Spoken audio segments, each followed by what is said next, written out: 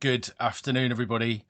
Thanks for joining on time. We just gave it a couple of extra minutes there just to make sure we got everybody in the room. Thanks for joining. Thanks to a couple of people who've messaged to say that's so my kind of music. Much appreciated. Good afternoon, folks. My name's Darren Sharp, and I look after our services partners in the UK that are standing up procurement transformation practices with Azure Marketplace. It's really great to be talking to you this morning. I am hoping that I'm speaking to a room full of channel sellers. I appreciate, a few of you have joined maybe from ISVs, not just services partners. That's absolutely fine. Just to call out, I'm going to be talking to you this morning as a channel seller. And we've obviously got some, we've got some other events coming up for ISVs where we'll take the ISV lens. But today, this is about how we can build out this messaging amongst our services partner community and extend these channels with Azure Marketplace. So with that, let's get started. We've got a lot to get through this morning, so stay with me. I hope we can get some questions at the end. It's just me on the call today, so if there is chat and Q&A, please do drop it in and we'll try and get to it at the end. If we've got some time, meeting will be recorded, so you can gladly review it afterwards.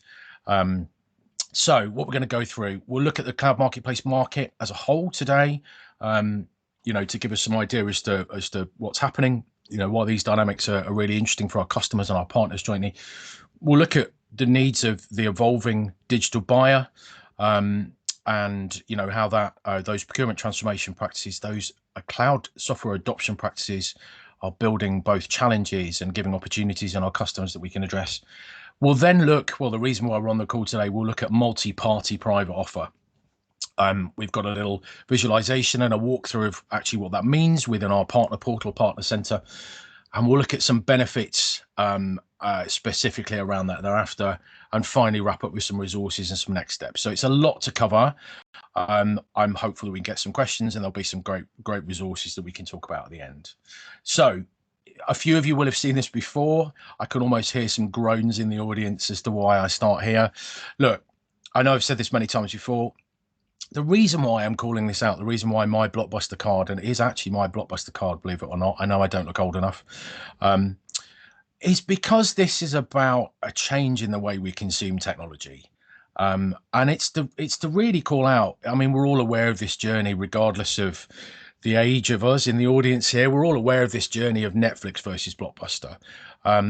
Key points to call out here is that Netflix offer themselves to be bought by Blockbuster at least twice, way back in 99, 2000, when they were only worth $50 million.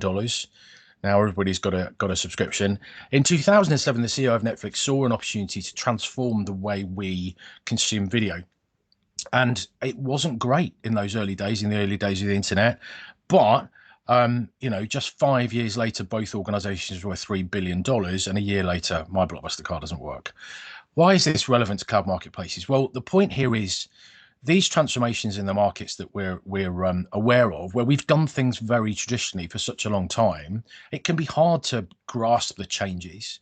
So I'm asking, you people, you've joined the webinar today. I'm hopeful that we've got a room full of smart people that can understand this is about next generation thinking. But I will call out, not everybody's going to get this. We have all worked in very traditional channels for a very long time and built some incredibly successful businesses. And that's going to be hard to change some of that. So be aware of that when we're having these conversations with the partners around us and our customers. And it's about finding those next generation personas.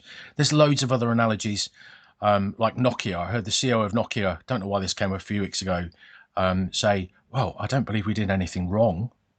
Well, what you did do wrong, Nokia, was fail to transform. They owned the mobile phone market. Considering my own world, in days of selling IP telephony many years ago, and now coming to Microsoft, and nobody's got a phone on their desk. These worlds change all the time, so be aware of that. So let's have a look at the market. Again, there's some stuff that we've talked through before, I'm sure, if you've seen me present before, but there's some new information in here that I'm excited to be able to take you through today. This is the way customers buy. If you Google enterprise procurement process, this is the classic Gartner diagram of an enterprise buying process. What cloud marketplaces are doing is helping partners, and by partners I mean independent software vendors, ISVs, on modernizing ISVs as well as digital natives, and you or channel partners get to that line of business buyer and help customers with their application modernization journey as a whole. And what do I mean by that? Well, let's start to talk about some of the generational differences that we've gone through, or that we're going through. A great statistic, that I know has been banded around a little recently, but is absolutely true. Something like 60% of enterprise buying decisions over the next 2 years will be made by a millennial buyer. And they're used to that digital experience. As my son says to me, Dad, you clearly had an analog upbringing and I had a digital upbringing. I won't tell you what I said in response, but it's a very different buying world. Those buyers have probably got 15 points of information gathering before they speak to a salesperson. They also sit within a line of business. They don't necessarily sit within a standard procurement function. They're going out and buying the applications to run their particular element of their business. And that's leading to some challenges that we'll also talk about in a minute. If we look at the dynamic from a software company perspective, many traditional ISVs are absolutely looking, or traditional IT providers are actually looking at how they can deliver in a more agile and elastic way.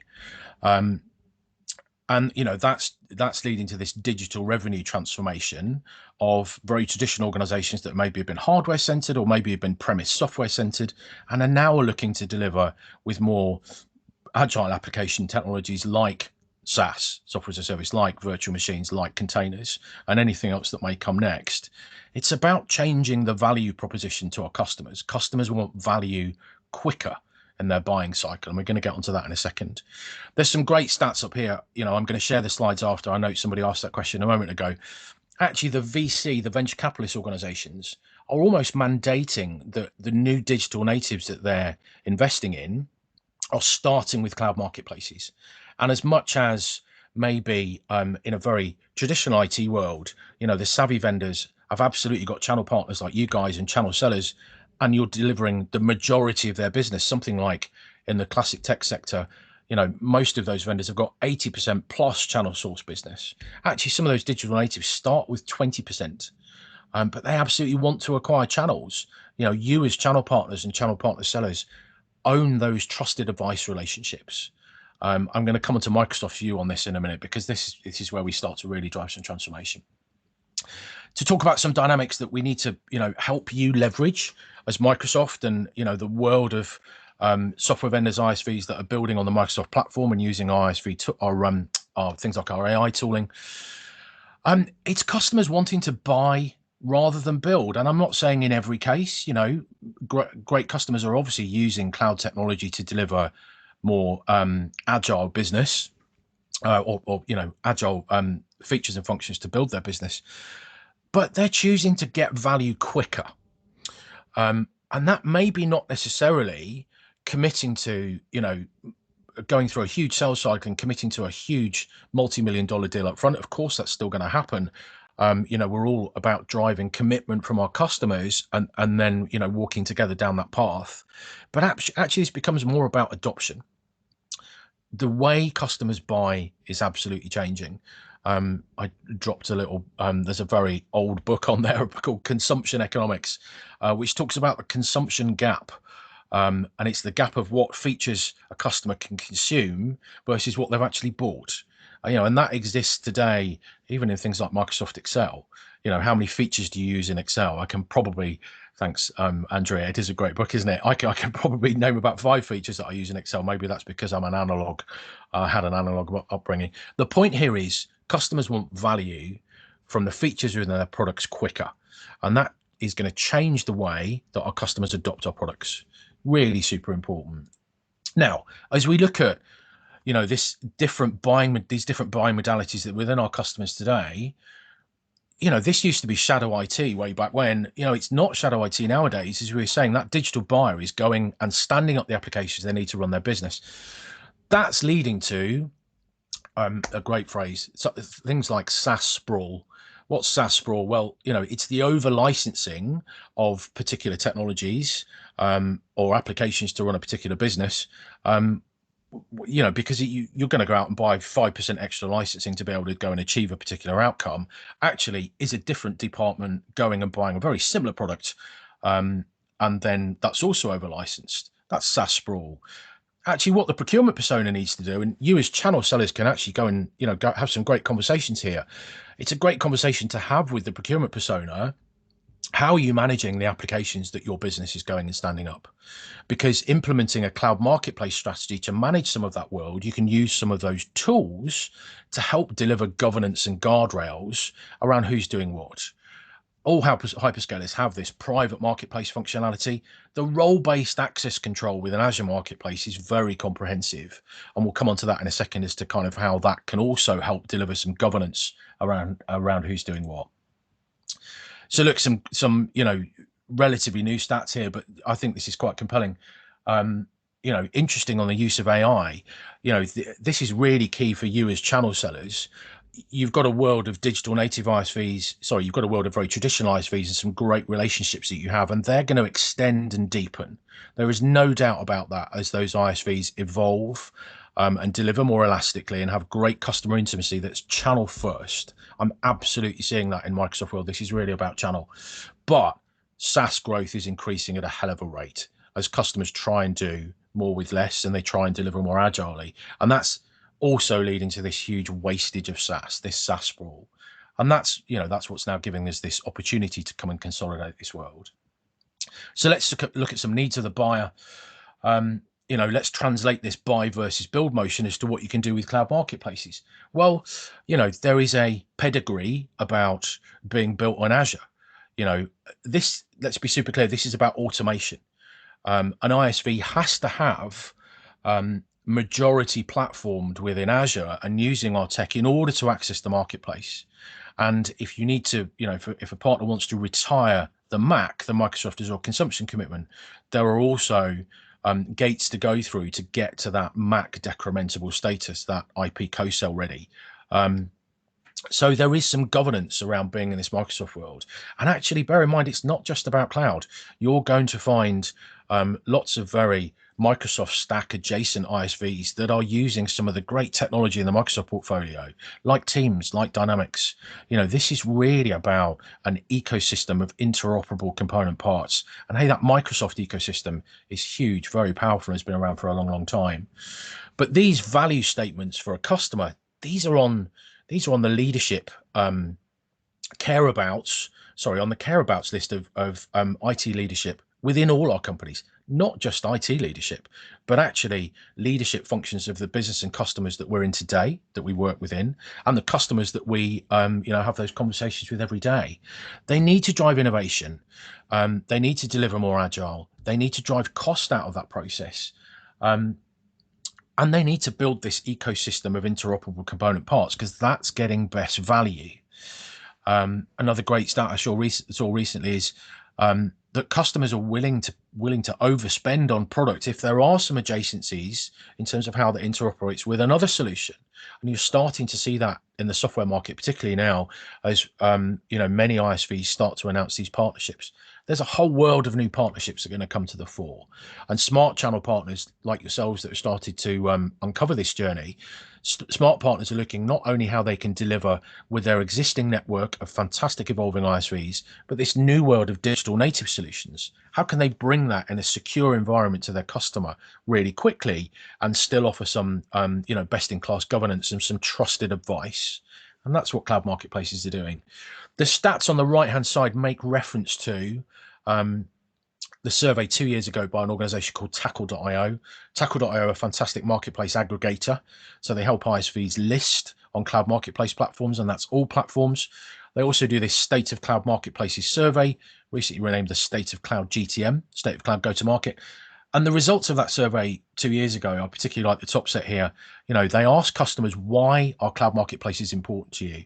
And you can see, those the answers up there. The top answer was still draw down on my commit, regardless of which cloud you're in. Actually, I'm really pleased to say that 2 years ago, we need to re-ask this question now.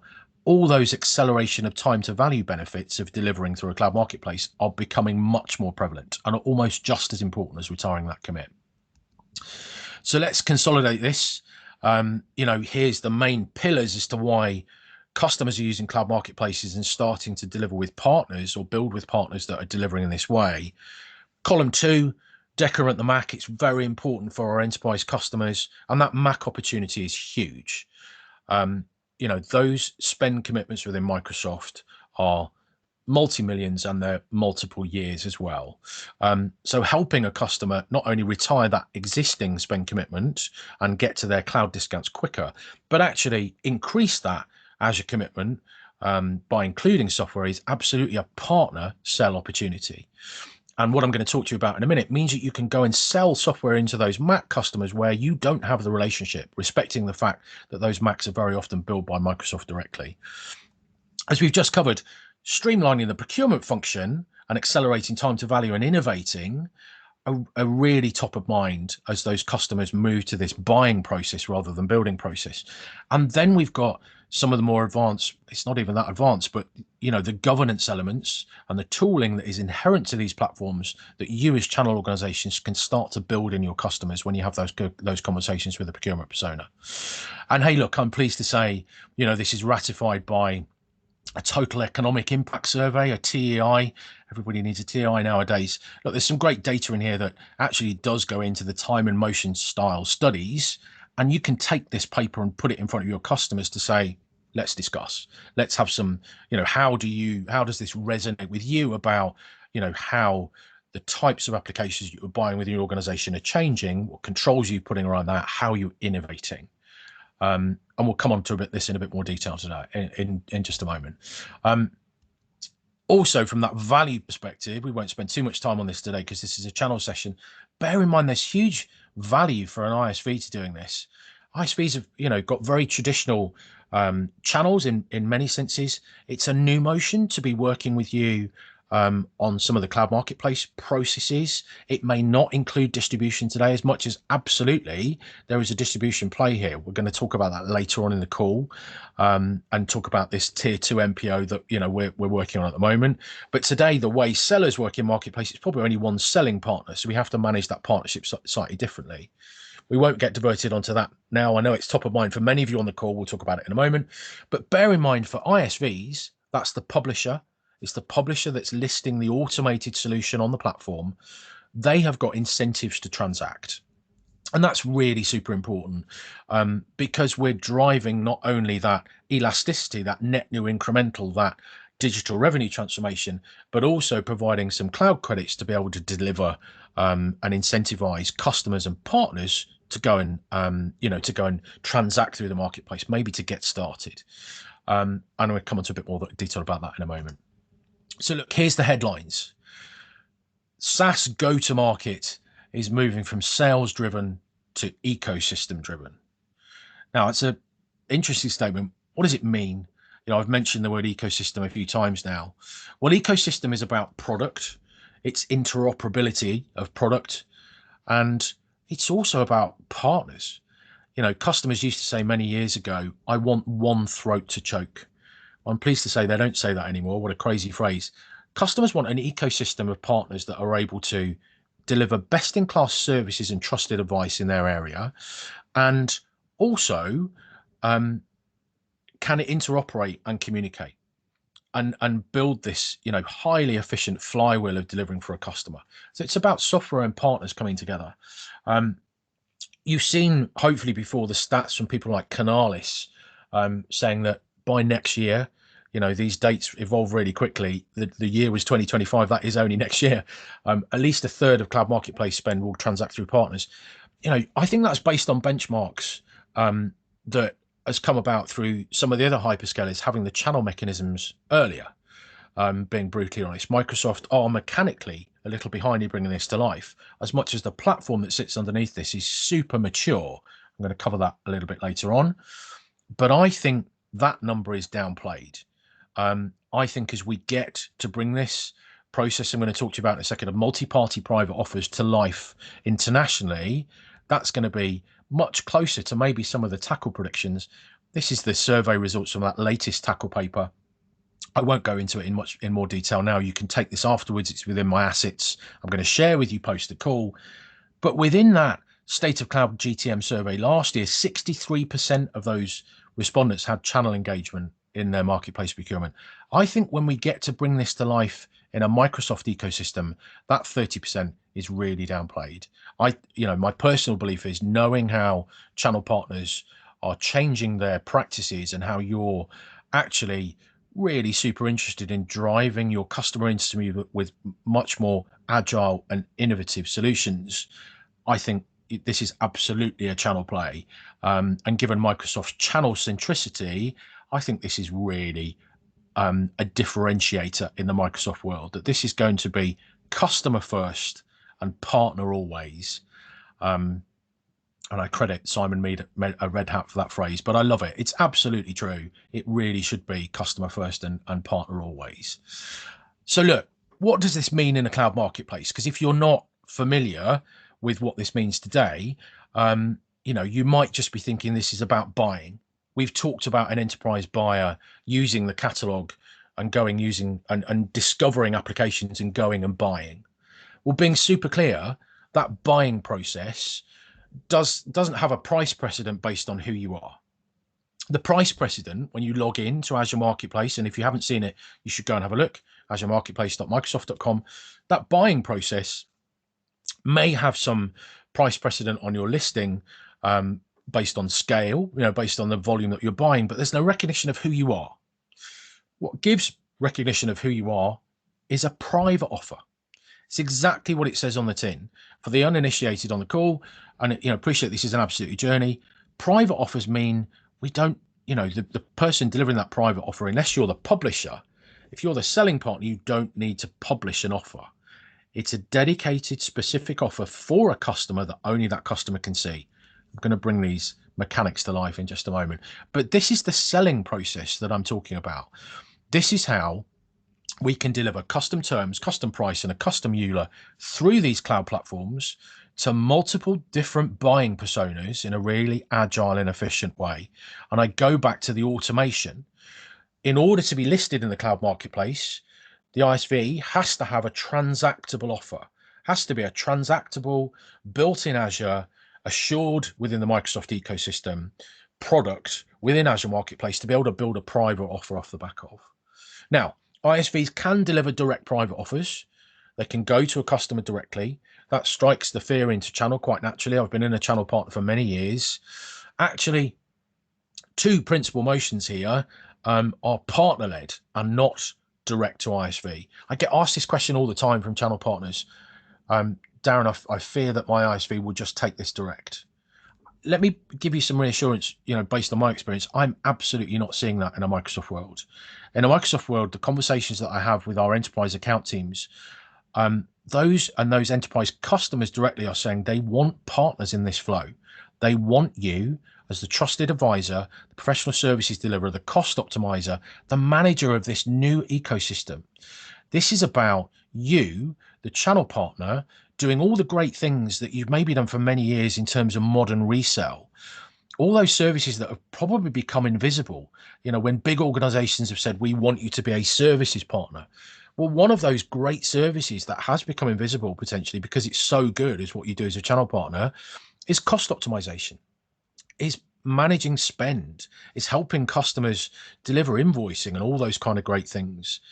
What Azure Marketplace is doing here is helping you build out that next generation future of partnering resale mechanism. And that's what I'm going to show you now in Multiparty Private Offer. So bear with me. It is lots of slides. We're going to get through this. Thank you for staying with us so far. Let's walk through what private offers and multi-party private offers actually means. Let's show you what this looks like.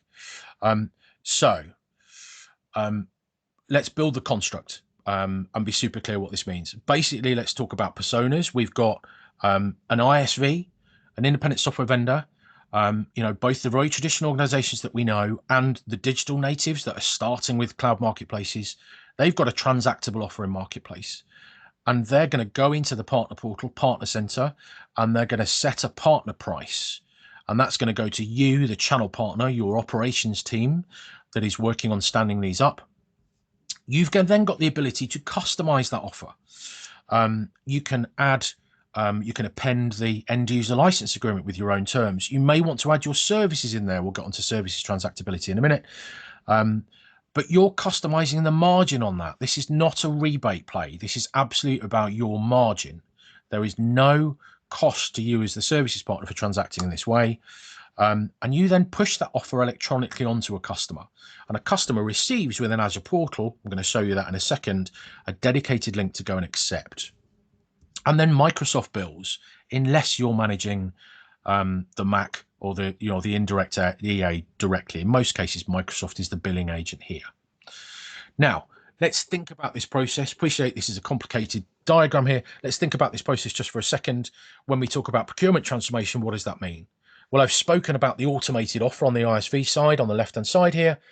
Think about how quickly, once we get good at this, we can deliver that private offer into a customer with your margin on it, your services wrap, your trusted advice, and how quickly Microsoft can then invoice that and the product gets delivered to the customer. Microsoft here is the operator, charges up to 3% to the ISV for managing that transaction. And that's based on the ISV's commitment back into Microsoft, their own MAC. But it's a maximum of 3%. The savvy ISVs are taking that listing fee as an operational cost because they can see this is about driving net new incremental. Now, for that 3%, Microsoft is doing credit aggregation, invoicing, cash management, all that kind of good thing. For you as a channel partner, this is about EBITDA and profitability. And I can show you some of the mechanisms in a minute, or some of the advantages in a minute as to how Microsoft is really going to stand out here and offer you, the channel partner, much greater value, and you, the seller, in terms of delivering much more agilely and maybe accessing your margin a lot quicker than you might be used to in some of the cloud marketplaces. So let's have a quick walk through as to the process within Partner Center. This is what your operations team within you, the selling partner, is going to go and do. They're going to go into Partner Center. They're going to see where an ISV has already issued an offer to you specific to a customer. Customer needs to provide their Azure billing ID, and they're also going to need to have gone through. What do they need to have gone through? There's some role-based access control here that is maybe different to how you might be used to some other cloud marketplace functions. And that's the power of this governance element, really. So before we get to this stage, customers gonna want to do a pre-check to make sure that they have got the right rights to be able to run the offer. So we'll get to that in a second. This is where you update the customer's billing ID. You take the Azure billing ID. You maybe put some more information in there. You'll add any additional agreements if you've got any specific partner agreements that you want to append to the end user license agreement. You've got notifications pre-built in at the outset at the launch of the product, so you can put multiple notifications in there to notify the flow of what's happening to the offer as it goes through. You then can enter your margin uplift to the ISV product, and you can view pricing and list absolute price in there if you choose to. Put some additional sales notes on, and then generate the offer. And this is where you're going to copy that link, send that offer to the customer. You can see we've already got private offer status notifications on the right-hand side here within Partner Center. Now, there is already a private offer API that many partners are starting to build with to look at how they can manage this offer issues and put this within an intranet. And we'll come on to some of the frameworks as to how you can build these practices in just a moment. So the customer end, let's bring this live at the customer end. Here's Azure Marketplace. If you haven't seen it, go and have a look. This is what the customer sees. Bear in mind, if you're used to cloud marketplaces, other cloud marketplaces, there's a couple of different steps here based on governance. And we think this is really powerful for our enterprise customers because there is an acceptance step. So there's a view and accept the private offer, which the customer either gets from your link or they can view in Azure Portal. And then there is a buy step. And that might be a different persona that's got the rights to accept the offer versus who's got the rights to buy it. That's why that private offer pre-check is really important. Now, if you're not aware of that, you're going to view that as complexity. Our enterprise customers view that as the absolute, level of governance that they should be having in a buying process. As much as we're just about to bring this multi-party private offer process to bear internationally, we've had these governance processes for years. Excuse me just a second. So click on the purchase process. Then we get to the subscribe section. We subscribe to the private offer. The SaaS subscription will then the SaaS subscription with the integration of the automation offer will then take the configuration details. Once the account is configured, then the purchase of the private offer end to end is absolutely complete. And there's a deeper walkthrough on here if we want to, when we take version 2 of this discussion. Let's just share some insights super quickly. You can absolutely, within Partner Center or your operations persona, will already be able to see the data that is built within the platform. And I'm well aware that, many other hyperscalers didn't necessarily have this at the outset, or maybe don't have some of these insights already. There is lots of great insights in terms of revenue and use of the product that you can see as the selling partner. And you can download these insights as well. And many partners are looking at how they can build this into their own insights dashboards and publicize this to you, the seller, within your own intranet type functions. So that's the walkthrough of the product. Let's have a quick look at some of the features and some of the benefits and how you can go and sell. I'm really keen today that we get you through the selling process. How can you have a conversation with your customer about a cloud marketplace? Because you're not going to go and sell Azure Marketplace or the Microsoft Commercial Marketplace, whatever you're choosing to call it. You're going to sell the automated products, the great innovation of the ISV partnerships. But actually, you need to be aware of some of the reasons why. So that's why this section here that I'm going to take you through, hopefully we'll talk a bit more about value. So hopefully we've covered this single pane of glass for efficiency of buying these automated solutions. That's what customers really need. Also from standing up this, think of what we're doing in Microsoft within an AI world.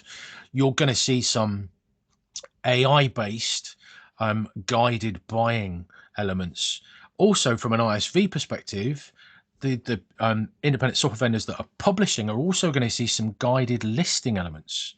That's really exciting. If we can use the insights within the platform to help new digital natives deliver best in class pricing and flexibility and some of those consumption economic elements, that's really super exciting. So Azure OpenAI and the AI tooling that we've got within our cloud platform is already being built into some of this world. But today, these buyers want to be able to access peer reviews. Going back to those ecosystems and adjacencies again, understanding what your colleagues are doing, how something is rated, what those interoperabilities are, is really super important. Services, excuse me, is available in preview. It's about to be made available in the UK. It's a 1p service today. It will be 2p later in the year, we hope. But delivering, sorry, should be talking about Private Marketplace here. Private Marketplace is available today. Now, this is the governance and guardrails piece. And there is a great partner service that you could start to build out around this about how you can deliver those governance processes into your customers. To have that conversation with a procurement persona, how are you managing your application modernization? How are you working with your non-cloud procurement functions, those line of businesses, to stand up software and put some governance around that? You can use private Azure Marketplace to help put some of those controls in place. Full purchase order management is not included in the platform today, but is absolutely coming in a few short months' time. And how that's managed within the Azure bill, there's some real innovation around that. And I recognize this is what you as partners are doing today. I've been involved in some discussions before in a previous life with a hyperscaler around how you can help customers manage purchase order management within their cloud billing. This is coming to the platform within the next couple of months. And transactable services, as I started talking about, absolutely transactable services will also be available around about the summertime, where you can build a transactable service line into this private offer flow as well. So bear in mind today, we're just talking about product. This is just about SaaS products within the platform. And also it's a common partner question, which is why I've included it in there. This is in preview today, flexible billing scheduler in our world. This will allow up to 70 points of flexible billing elements within a private offer schedule to be included within your billing schedule. Now, other hyperscalers have done this at the selling partner end. For our end, this will need to be delivered via the ISV. So it's really key that you're in lockstep with the ISV in working out what that customer billing schedule needs to be. But in true Microsoft sense, it's enterprise grade. It's got those 70 points of different billing cadences where you can set a specific bill volume or cash amount and a specific time to be able to deliver that bill. So bear in mind that's coming again in a few short months' time. Flexible billing schedule will be included, but is not included today in MPO in the preview state. I'm going to talk to you about in a second. So the value piece, really super important. How is this different to you, for you, the channel seller, the channel partner seller, taking these messages to your customers? Well, it's about how your customers are delivering elastically. It's about, how are they getting more from their application portfolio as they look to modernize? For you as a channel seller to be able to take this message to your customer, I've seen partners really look at application lifecycle management and software lifecycle management as a whole. You might well start with a single application, but this should be sticky and repeatable and help you go and have a conversation with the ISVs that are in the club. ISVs are at a different state of readiness. Some are at the top set of readiness. Some are on that journey. Think about that blockbuster journey. Some have got some friction within their traditional routes to market. Many ISVs recognize there is a benefit in managing their premise world and their cloud world all together, and they see the acceleration in both elements of their business. So it's not just about those enterprise customers, as hopefully we've got it over. It's not just about retiring that Microsoft Azure consumption commitment. It's absolutely about delivering elastically, and it's about holistically how your customers are delivering application modernization. It's super key to take this not just as a point in time application or point in time migration opportunity, but a wealth of opportunity to help your customers to get sticky, repeatable, and modernize. And, we've covered some of this. This is a channel partner session today, so we won't necessarily go into the ISV value. But bear in mind, your ISVs may have very traditional technical relationships with NetSec and DC functions within your partner organizations. The savvy ISVs are now using cloud marketplaces to start with a land and expand opportunity as that adoption life cycle changes, as that value life cycle changes. Go back to how we started at the top of this call, where we talk about value and value exchange and how important that is. And customers want to start simply. They want to understand the features that they're using, and they want to learn and grow and get value out of that adoption journey. That's your partner value. That's huge value to help your customers adopt and get the best of the technology and those interoperabilities. The savvy traditional ISVs understand that. And you can see this happening even in the largest of ISVs like Cisco with their acquisitions like AppDynamics, like Splunk. For them, it really is about modernization. And then it's also going to be about this new world of digital native ISVs. By talking to your customers about cloud marketplaces and encouraging them to look at some of the innovation in the platform, there's some incredible innovation in digital native ISVs that are marketplace first. I could talk to you about Solgari, a UC contact center platform that is absolutely about SaaS and delivers really elastically in a super efficient way through Azure Marketplace.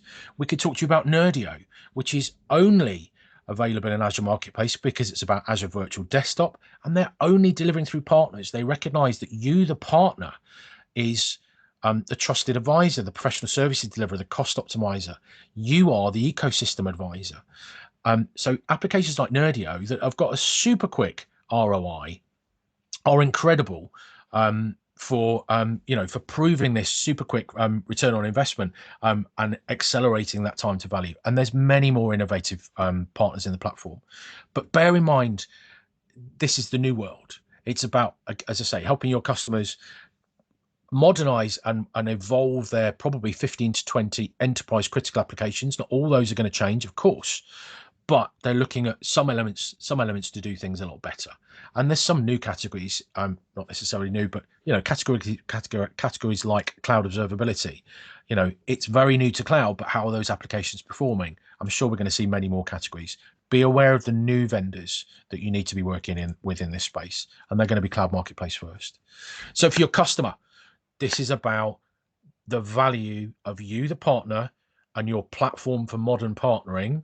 And that's going to be a cloud marketplace, maybe with not just about cloud, but all those applications that are using every day to collaborate like teams, to interrogate data, what they're doing with Dynamics, everything that sits within the Microsoft portfolio. There is real value in bringing together this world of Microsoft ISVs with our cloud platform. And look, many partners are already starting to do some great work here around, this message, what this really means to customers. And, we've got a wealth of great services partners on there and lots more innovation to come. I appreciate from many people on the call here today, really excited to bring this to life in preview. We'll get to preview in a second. And also you're going to see a lot more from ISVs as they start to really understand that this is an incremental net new opportunity to co-sell with Microsoft, to have this tripartite relationship between ISV, partner, customer, and Microsoft to deliver really elastically and in an agile way. So let's look at resources. We're nearly through the slide where you'll be pleased to know there's lots available here. I would encourage you to go to aka.ms/UKMPO. The link's at the top here. If you put that into a browser, that's a smart link that will take you through to my list of assets for MPO, for Multiparty Private Offer. I won't walk through these one by one now, but we'll just call out a couple of bits. You've got the webinars that you can access. There is a download link to this deck where we can talk about the channel value. And the list I'm showing here is the list of ISVs that are going fast. These are just the ones that I've connected with. I'll be super clear. Everyone on this list has given their express permission to be on this list. And this is to help deal making. There is a subsequent partner list for you guys as well. But it's to help connect the right person to the right person that can get the job done. And we know that's been a problem historically when we started to do these things. Remember what we said about how this is next generation thinking. Not everybody necessarily within the ISV partners you're going to talk to is going to understand where the whole organization is moving to. And likewise, in your organization as channel partners, it's really important that we make the right connections at the right stages. So that's why this ISV list exists. You've also got some great customer assets. I'd encourage you, you can download all of these from here. This is a great customer get started guide that talks about how you can adopt a cloud marketplace strategy and how it can be important for you, and also gives you some of those links to some of the great application vendors that are already delivering in the platform, like NetApp, like Paolo, those really trusted traditional ISVs that will accelerate those initial conversations because they're very trusted by our customer bases. And another asset that's going to be really important to your whole business is the Marketplace Practice Builder, something that we've built, something that I've put together based on previous experiences and experience within Microsoft of how to deliver this kind of adoption practice within your organization. Because it's not just about a point in time sale. We need some leadership buy-in, some operational support and assistance, some different levels of training to make sure that we understand this is about incremental net new profitability, and it's not going to break everything that we do today. We'll come on to some frequently unasked questions in just a second, hopefully. But there's some great resources here which will hopefully give you some comfort. This is about business process change. We've mentioned adoption practices many times here. That business process change is really super important. So please go and download the Azure Marketplace Practice Builder. You can use this to talk to your customers about the kinds of future reselling and your forward thinking that you have within your businesses today. Now, an announcement. I am super excited to be able to say, I didn't think we'd get this off the ground for preview. I'm going to talk about preview in just a second. But remember, I spoke about marketplace rewards for ISVs. I'm really pleased to be able to say that from preview on May the 8th, we are going to have marketplace rewards for you, our channel partners. Now, what does that mean? Slightly different way of managing credits, but essentially it's giving you Azure infrastructure credits based on your marketplace build sales. And you can see the scaling along the top there for enrolling in Multiparty Private Offer, and at aka.ms/UKMPO, you can see the onboarding guide. But for enrolling MPO, you get 5k credits off the bat to be able to use yourselves or pass out to your customers, and then a scaled up process of credits that's automatic and cumulative based on the previous 12 months MBS marketplace build sales. That $200,000 you can add into those credits that you're maybe getting from an ISV. Don't want to commit to that because that's the ISV's gift to give. But bear in mind, we'd like you to be using these Azure credits to help drive customer deals. So, super excited to be able to launch this. So let's get to some of the crescendos as to why some of the things are super important here, and look at some of the differences. Circle of trust, please, amongst the group of you here today, because this is my view of the world, but there's some real power in this. So please listen to what we've got to talk about here, because I think this is super exciting, and it's some of this is down to how your organization is going to bring this to life. But let's talk about how you as sellers get paid. Because I have this, I hear this friction every day in a cloud marketplace world. You as a seller thinking, I've got no visibility. When do I get paid? Let's be super clear. In Microsoft, you are paid directly from the bank of Microsoft.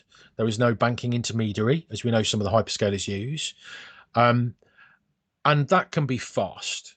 So if the customer has an enterprise agreement, has an EA, if they're being billed under an EA from Microsoft, and you sell a subscription, you'll be paid as a partner your margin on the 15th of the following month, regardless of whether the customer's paid or not.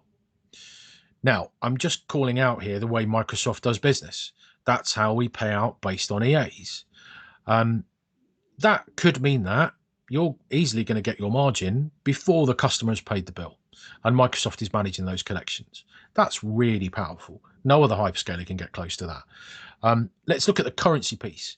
We already have 52 tax managed countries in 17 currencies. Now, again, that might be perceived as complexity, and we are going through a currency simplification process to help understand the risk profile. But when issuing a private offer in dollars, that private offer can be accepted and managed in any currency the customer wants.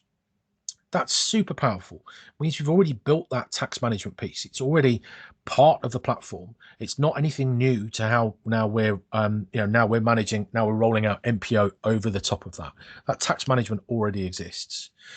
The FX rate can be built from the ISVs. You can see the FX rates really super simply by publishing a dummy offer within the ISV. They change every month on the first of the month based on the Refinitiv WMR rates.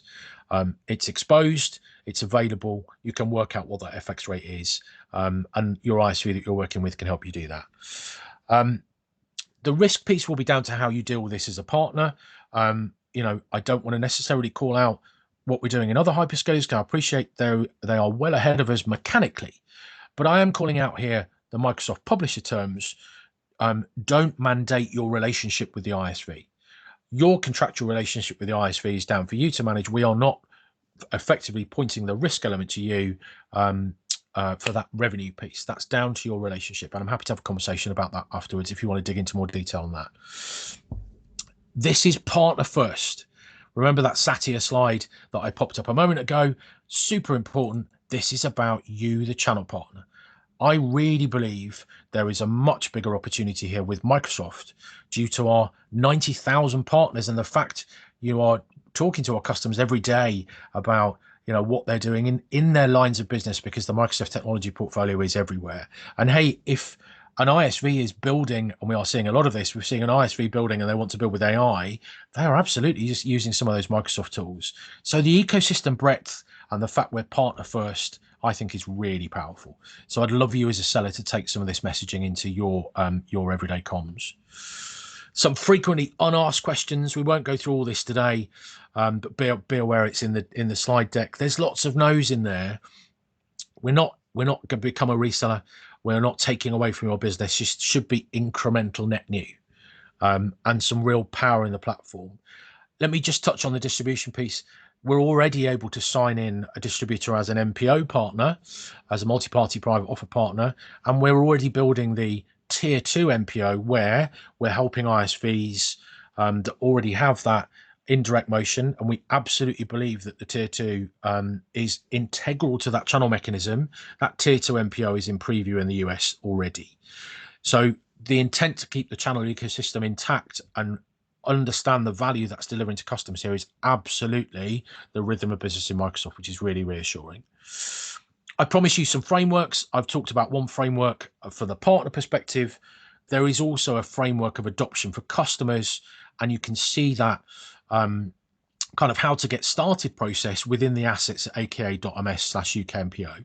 So please do go and have a look at that. It is a very simple discovery process, or very simple education process, how to get customers started. It's very often asking the customer what they can do today. What applications they're looking at today. When you get that software asset list, it's not going to be, you're probably going to see 10 to 20% that's within cloud marketplace, or within the cloud marketplaces. That's quite normal, because the customers are going to give you a list of assets that maybe are premise based. That's an opportunity to help modernize. That's why I'm asking you to talk to your ISVs about how they're delivering more elastically and what their innovation strategy is, and actually look at some of those newer ISV propositions as well. Not to replace what you do today, not to replace some of the fantastic relationships that you've got that will go deeper and wider, but to augment some of those newer workloads. Really super important to be delivering agilely, and your customers are going to want to hear that from you. So we've covered the ROI statement. We've covered the total economic impact. The numbers there are all to see. 587% ROI is an incredible number, isn't it? And ROI, sorry, and payback within 6 months, I think. But the numbers about business value here, I think, are incredible. Without giving the game away, one of our services partners in the Microsoft ecosystem has already committed $250 million ARR by fiscal year 27 through the Microsoft commercial marketplace, through Azure Marketplace. That's a real statement of intent. That's a partner that really understands this is about delivering in an agile way. That's a big number. And that also sets the seed that, that 30% channel-led business is absolutely downplayed. This is going to be rhythm of business in you, the savvy partners, that is delivering in this way. And finally, next steps, let's just talk very briefly about the preview. You still have an opportunity to get into the preview if you wish. It starts on May the 8th. There is a link that I'm just going to show you in a second. Preview will be May the 8th to June 28th. Whether you're an ISV or a channel partner, you can get involved in this. You probably do have to be a Microsoft partner already, because you've got to sign into the commercial marketplace, and you have to be within the Microsoft Cloud AI Partner Program. You can sign up to those things. It will take a bit of time. Appreciate preview registration is closing next week. But let me be super clear. We want to transact in preview. The fantastic partners that we've done some great work with already, Computer Center, Softcat, NTT, SCC, Ultima, Phoenix, Trustmark, you know who you are. We've got some fantastic partners already that are starting to build this great capability. There is room for some others, but they have all committed to transact in preview and to work with an ISV to push some deals through the pipes. And that's really important. So that aka.ms/MPO/registration, that's the preview link if you want to go through and get involved at preview state. But this will be general availability come end of June, early July. And I guess just to wrap up, what can you do?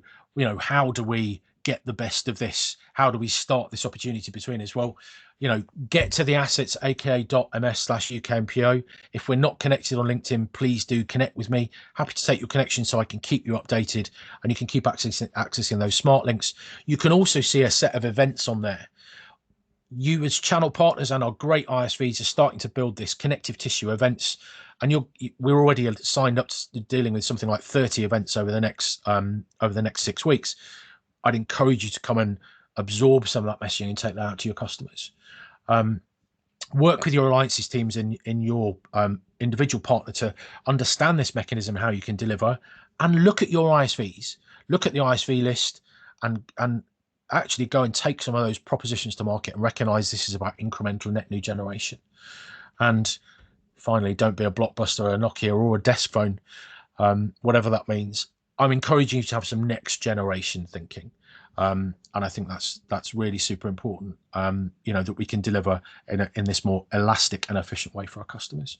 And finally, please encourage any of your peers to come to the session. There's a repeat of this session next week. If you're working for an ISV partner, we also have the ISV flavor of this tomorrow and also next week. And bring your customers to any of those sessions. The 2 customer sessions starting from 1st of May and from the 8th of May, which is preview kickoff date. So thank you for staying with us in majority. That is much appreciated. I can see some questions into chat. I think we will probably come back to some of those individually, if that's all right. And I can see one question briefly. Let's just cover that on distribution and resellers. So today, Fabio, let's just be super clear, there is only one selling partner within the MPO flow. Tier 2 MPO will give a mechanism for both partners to be involved. But today a distributor could absolutely sign up to be that MPO partner and manage the margin for a reseller outside of that transaction. And Adrian, I think the services partner piece we've probably just covered. The services transactability piece is coming. It's in preview at the moment. It will be a 1p transaction today. So you'd have to have a published services offer, which you then push onto a customer. And then the bundling of that within the multi-party approach will come later in the year. So I think that's everything we'll get through today. Thank you so much for listening in the majority. Not many of you dropped off, but I am really excited to work with you on this. Please do connect with me on LinkedIn or email, whatever you choose. I'd love to work with you to bring this to life within your partner organizations and help you manage this. Thanks ever so much, folks. Please do drop me any questions post-call, and I really look forward to talking with you. Thank you very much.